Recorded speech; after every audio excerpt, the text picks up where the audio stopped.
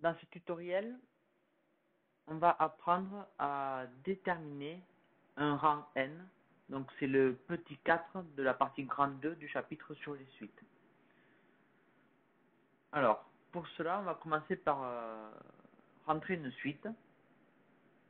Donc pour rentrer une suite, il faut aller dans Mode.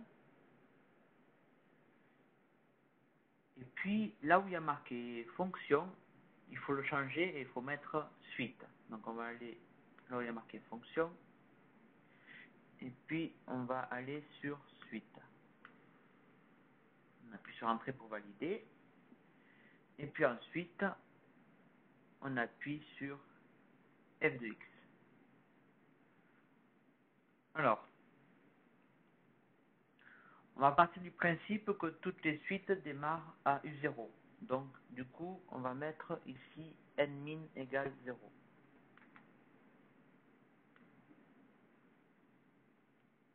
Donc ici, on va mettre un exemple de suite. On va mettre la suite qui est définie par un plus 1 égale 1,2 un plus 3.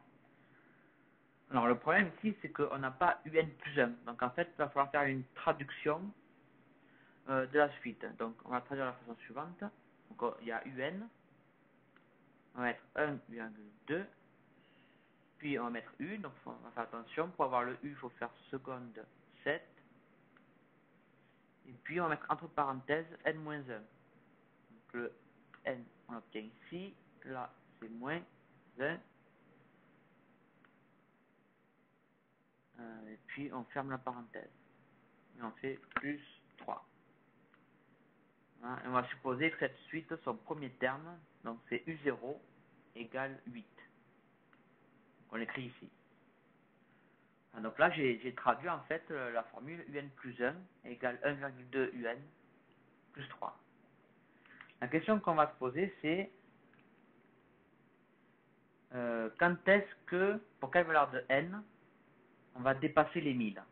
Donc pour cela, on va faire seconde graphe, pour afficher le tableau.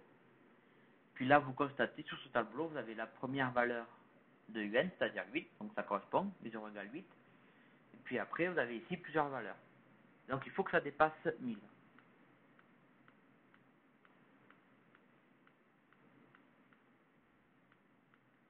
Là, on fait défiler, mettre le curseur. Ah, là, c'est bon. On obtient n égale 21. Donc, quand n est égal à 21, on dépasse 1000. Voilà. Donc, voilà comment il faut déterminer un rang n à l'aide de la calculatrice.